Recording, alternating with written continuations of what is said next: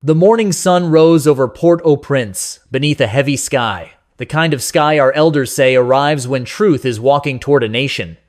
Across Haiti, from the crowded streets of Delmas to the hills of Pétionville, radios hummed with a single question: what did Captain Traoré see that we did not see ourselves?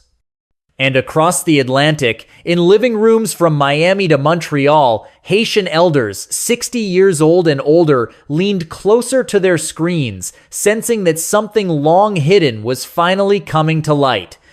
For this was not merely political noise. This was a tremor reaching deep into Black memory, stirring feelings older than our passports, older than our borders, older even than our broken histories. Family, the story you are about to hear is layered with dignity, betrayal, awakening, and the quiet strength of people who have been tested before. And before we walk into the heart of it, let me speak plainly. Preacher to pew, if you believe in truth told without fear, in sovereignty guarded without apology, in Black nations rising without permission, then make sure you subscribe and stay with this channel. Because what is coming next will test the courage of Haiti itself in the days ahead. Haiti did not expect the spark to come from Ouagadougou. It did not expect that a single sentence spoken thousands of miles away would travel across the Atlantic faster than any diplomat, faster than any press release, faster even than the whispers that usually run ahead of politics. Yet that is what happened when Captain Ibrahim Traoré, standing beneath the sun of Burkina Faso, spoke words that cut through the noise and landed directly in the heart of the Caribbean. He did not mention Haiti by name. He did not point a finger, but he said enough for newspapers across the region to ask, is he talking about us? Enough for elders in Pétionville to pause mid-conversation, enough for analysts in Port-au-Prince to begin searching through old files and sealed archives. Because when a leader speaks of a foreign contract hidden from the people, and when he speaks with fire in his voice, every nation with secrets begins to tremble a little. At first, the reaction was cautious. The office of Prime Minister Ariel Henry issued a brief statement. Opposition leaders said the matter required clarity. Former officials commented that nothing appeared unusual in the government's records. Yet beneath those official tones lay something unsaid, a quiet anxiety that Haiti might indeed be the country alluded to. It was former President René Préval's circle, now retired from frontline politics, who first voiced what the public was whispering. In a brief radio interview, one elder statesman said, "When a foreign leader speaks about hidden arrangements, every government should check its own drawers." And those words, spoken softly, opened the door to everything that followed. Because that is when journalists began digging. One newspaper in Port-au-Prince, name withheld because the investigation is still unfolding, reported that it had received copies of an older agreement involving a foreign conglomerate. The year was redacted. The sector was redacted.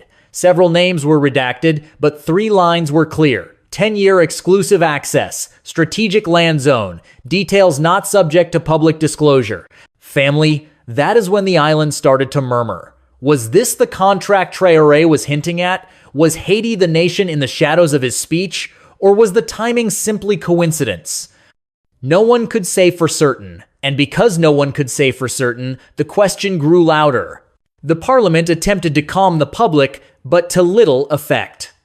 A small group of parliamentarians, led on different days by voices rotating between government and opposition, requested a confidential review of all foreign agreements signed in the last 15 or 20 years. That request alone was enough to convince many that something was indeed amiss. Then came the murmurs inside ministries. Former civil servants speaking anonymously hinted that certain memoranda had been kept off the public books for reasons labeled national strategy. But they did not say more. They did not need to. Once the scent of secrecy enters the air, the people know how to follow it. Inside the diaspora in the United States, elders recognized a familiar pattern. They remembered the days when deals were made above their heads, when communities were told only what leaders wanted them to hear. They called this moment, this sudden awakening, the Ibrahim Traoré moment, The instant when someone far away dared to shine light on the corners, others preferred to keep in shadow. Churches in Haiti spoke about it during Wednesday night services. Pastors reminded congregations that truth does not fear daylight. Seniors gathered in front yards, shaking their heads, wondering why every possible answer from officials felt like another question. Meanwhile, the documents that had surfaced, though incomplete, though heavily redacted, raised suspicion precisely because of what they did not reveal. One legal expert from the State University of Haiti said on national radio, "If the contract is harmless, publish it. If it is beneficial, defend it. If it is secret, explain why." Silence does not guide a nation. But silence persisted. Some Haitians defended the government, arguing that strategic agreements often require confidentiality. Others insisted that the Caribbean had suffered too long from hidden pen strokes on foreign paper. They argued that Haiti, a country built on the blood of the first successful slave revolution, deserved transparency, especially when land, resources, or sovereignty might be involved. For a moment, it seemed the debate might pass, that the government would stand firm, that the public would move on. But then a second leak appeared, this time not in the newspaper, but on social media.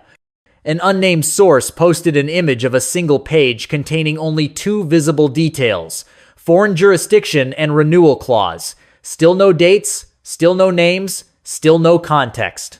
But that page was enough to ignite suspicion into flame. By the end of the week, Haiti had shifted from quiet curiosity to restless questioning.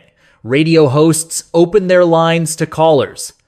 Elders spoke with both anger and sorrow, and analysts across the Caribbean began to wonder whether this was not simply a domestic issue, but a symptom of something deeper in the region's political culture. Family. Every story has a beginning. Every investigation starts with one crack in the wall. And Haiti had just discovered its crack. And yet, what came next was far more explosive than anything revealed so far. Because when Haiti finally traced the leak back to its source, the island discovered that the truth was not only hidden, it had been hidden deliberately. The real storm did not begin with the documents. It began with the source. When investigators quietly traced the leak back to a former mid-level advisor, someone who had served under multiple administrations, the political landscape of Haiti shifted overnight. The advisor, whose identity remains sealed by legal order, reportedly told journalists the public was never meant to see any of it. A single sentence whispered into the ear of a reporter traveled across the island like rolling thunder. By morning, radio stations in Port-au-Prince were caught in a whirlwind. Broadcasters struggled to remain neutral while callers unleashed decades of frustration. One elderly woman from Cap Haïtien declared, trembling, "We cannot be free if our own leaders hide the truth from us." A veteran from Gonaives said, "If the contract is clean, show it. If it is dirty, own it." And with every call, every heated comment, every quivering voice of an elder who had lived through hurricanes, coups, and broken promises, the pressure grew heavier upon the government. Inside the parliament, tension thickened like humid air before a tropical storm. Prime Minister Ariel Henry attempted to restore order, urging Haitians to remain calm, but calm was in short supply. Opposition leaders demanded a full public audit. Some ministers argued that economic stability depended on confidentiality.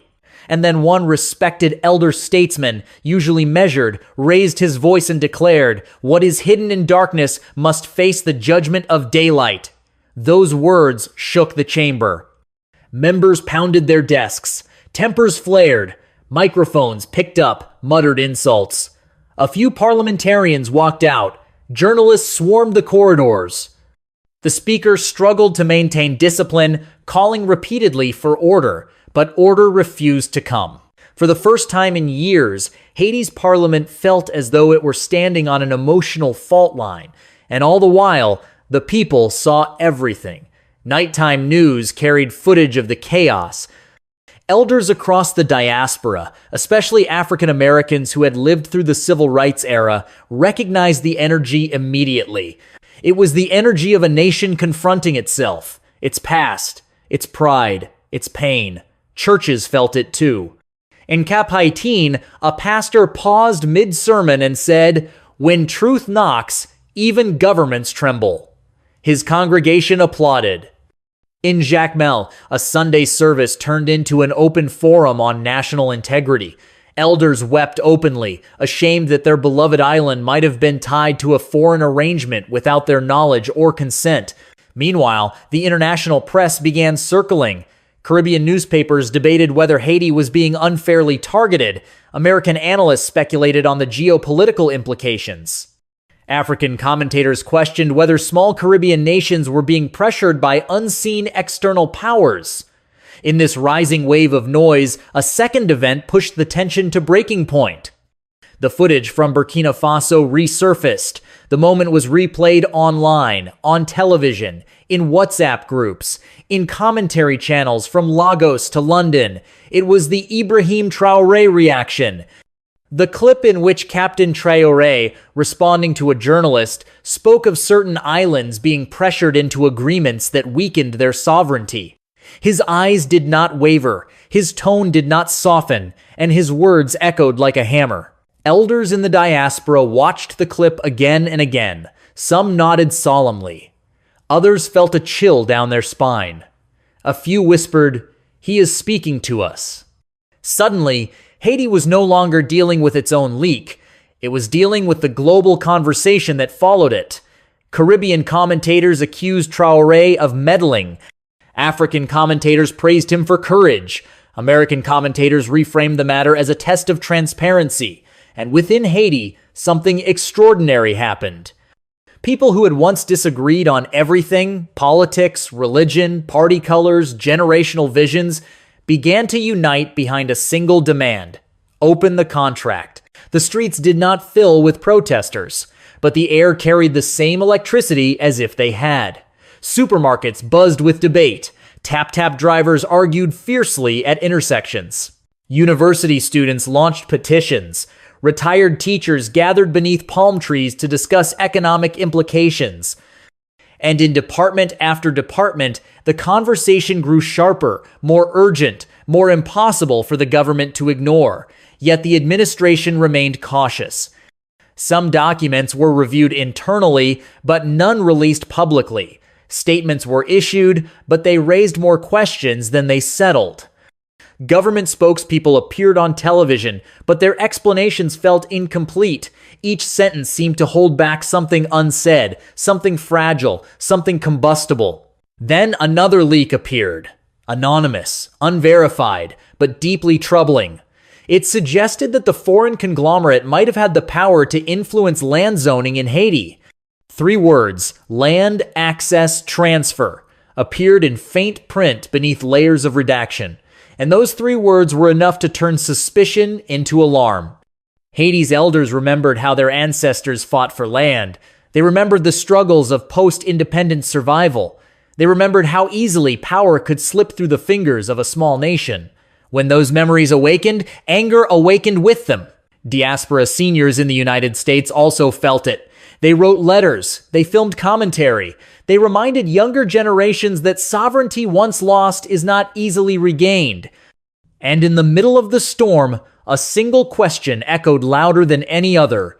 If this contract is harmless, why does it hide so fiercely? Family, Haiti was standing on the threshold of revelation. The island had reached the edge of its patience. The people were ready to demand answers, and the government, under pressure on all sides, could no longer escape the inevitable. Because when the final sealed envelope was opened, the silence inside Parliament was louder than any protest outside it. When the final envelope was opened, Haiti held its breath. Not the noisy breath of protest, not the fiery breath of outrage, but the still trembling breath of a people who know that truth, when it finally arrives, can wound as deeply as it heals. Inside Parliament, members stared at the revealed page in a stunned silence that cameras could not capture and microphones could not translate. Outside, the island waited. The document did not name a company, nor did it clearly outline the full scope of the agreement, but one sentence stood like a mountain in the fog. Exclusive rights involving strategic land assets may be determined in consultation with the foreign jurisdiction. Those words struck the nation like a blow to the chest.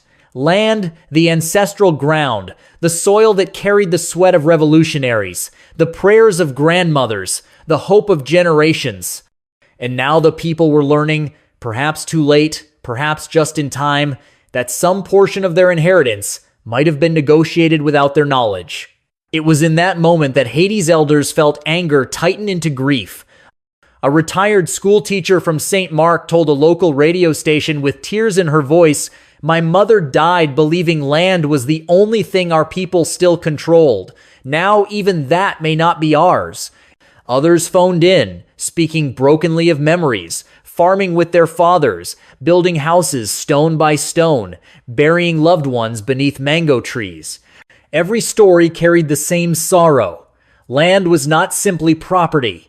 It was identity, lineage, survival. Economists warned of the potential consequences. Foreign oversight, strategic vulnerability, diminished autonomy. Social commentators spoke of betrayal. A professor from the state university explained that such agreements, if mishandled, could weaken Haiti's long-term economic footing. When a nation signs away advisory control of its land, he said, it signs away a piece of its soul. Diaspora communities in the United States also felt the shock. Elder African Americans who had followed the story from the beginning recognized immediately what was unfolding. They remembered how cities across America lost land through redevelopment schemes and policy loopholes. They saw echoes of Harlem, of New Orleans, of Detroit, communities uprooted not by storms but by contracts.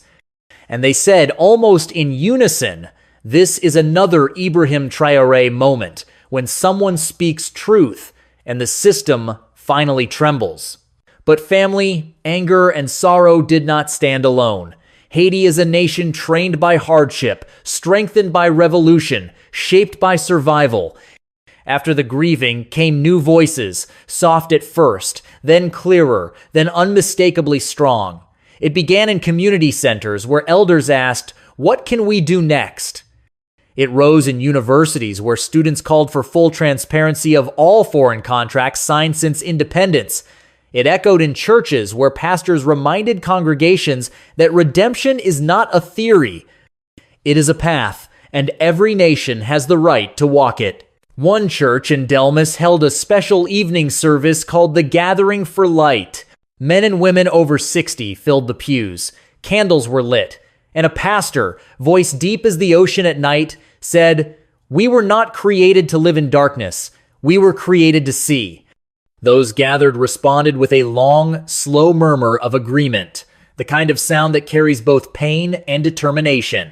Diaspora elders in New York organized a virtual town hall. Grandmothers from Boston joined. Retired veterans from Florida spoke of sovereignty, dignity, and the responsibility of leaders to serve with honesty. Some participants wept. Others offered solutions. All of them insisted that the Caribbean must rebuild trust through truth. Haiti's domestic reaction began shifting too. Newspapers demanded full disclosure. Some politicians softened their tone. Younger Haitians who had once felt distant from national politics became newly awakened to issues of land rights, sovereignty, and transparency. A growing movement began calling for a national review of all agreements affecting land, water, minerals, and energy. And then came the question that rolled across the island like an undying refrain. If we do not protect our land, who will? Family, sorrow can break a nation, but it can also remake it. Out of disappointment grows determination. Out of exposure grows clarity. And out of broken systems grows the possibility of rebirth. Haiti, though shaken, began to imagine a path forward, one shaped not by secrecy, but by unity, not by regret, but by resolve. But the consequences did not stop at Haiti's shores. International observers began commenting on the matter. The African Union expressed interest. American analysts wondered whether transparency movements would spread across the Caribbean. Caribbean scholars quietly discussed whether this incident might inspire regional reform.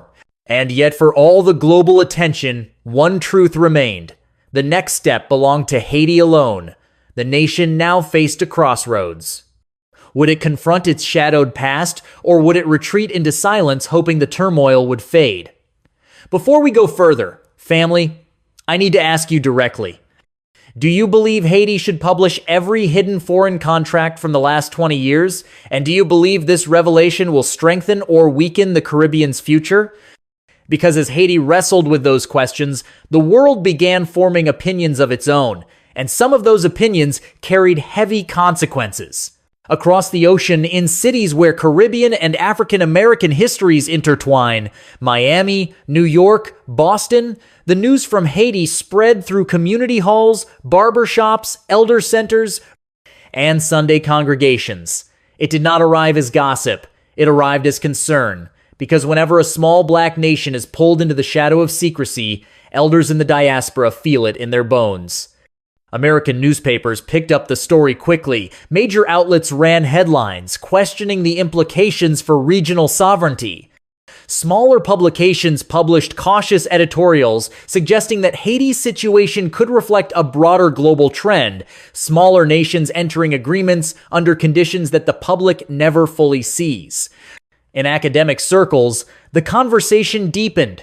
Scholars from Howard University, the University of the West Indies, and universities across Africa participated in panel discussions, drawing parallels between Haiti's revelations and similar struggles faced by nations across the global South. One professor from Howard remarked, "Transparency is not merely a democratic luxury. It is a survival mechanism for nations with painful histories of foreign pressure." Meanwhile, media outlets in Nigeria, Ghana, and Kenya observed the unfolding drama closely. Many African commentators expressed sympathy, noting that their own countries had faced questionable agreements involving minerals, land, or infrastructure. A Kenyan journalist commented on television, "Haiti is not alone. We are witnessing a global pattern in which the powerful shape the destinies of the small." In Europe, interest came from a different angle. Analysts speculated on the geopolitical ripples that might emerge if Haiti chose full transparency. Would other Caribbean nations follow? Would African nations push for greater openness? Would these movements challenge long-standing financial relationships? CARICOM, though measured, called for respect for sovereignty and accountability.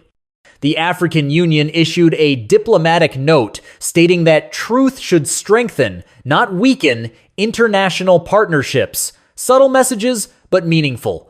Family, in moments like these, the world does not simply watch, it measures. It measures a nation's strength, it measures a nation's resolve, and it measures whether a nation is willing to face itself. Some international commentators praised Haiti for initiating an internal review, noting it as a sign of maturity. Others questioned why such a review had not occurred earlier. Even within Haiti's diaspora, opinions diverged. Some elders feared repercussions for remittances or investment. Others insisted that truth, once revealed, would bring more respect than silence ever could. Yet, as global attention increased, pressure on Haitian leadership intensified. Diplomats exchanged cautious statements. Ambassadors met behind closed doors. The world was circling, not aggressively, but attentively. It was as though every capital from Washington to Pretoria was leaning in, waiting to see whether Haiti would step into the light or retreat into old habits. And beneath this international scrutiny lay a deeper, quieter tension. How would larger powers respond if Haiti chose full transparency? Would the truth strengthen alliances or strain them? Family, the world's gaze may bring clarity, but it also brings consequence, because the question now standing before Haiti, under the weight of global eyes, was simple yet immense. What path will the island choose next? Family, when a nation stands at a crossroads, it does not hear only the voices of politicians. It hears the voices of its ancestors. It hears the warnings of its elders.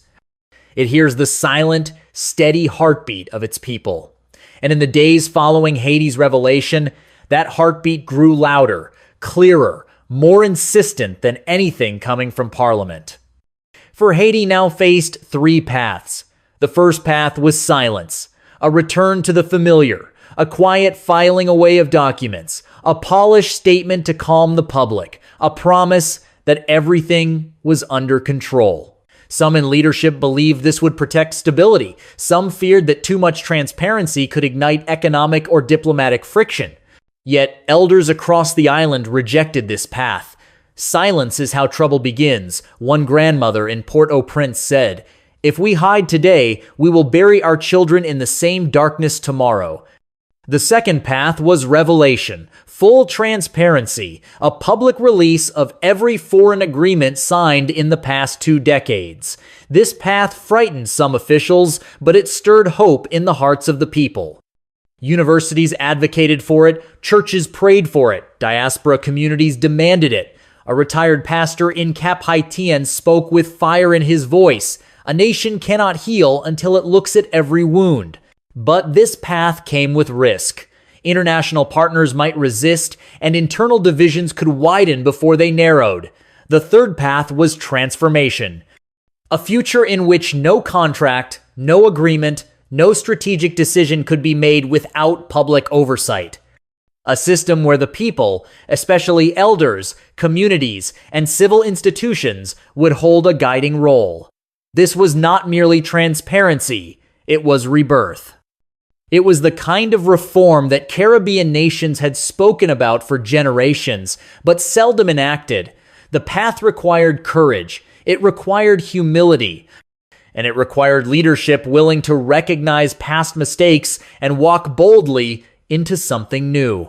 Across Haiti, the conversation shifted. Not what happened, but what must happen now. Youth organizations called for a sovereignty forum. Religious leaders held unity services. Retired civil servants published articles urging stronger accountability laws. And in the diaspora, African American elders expressed a deep historic longing. Let Haiti stand tall.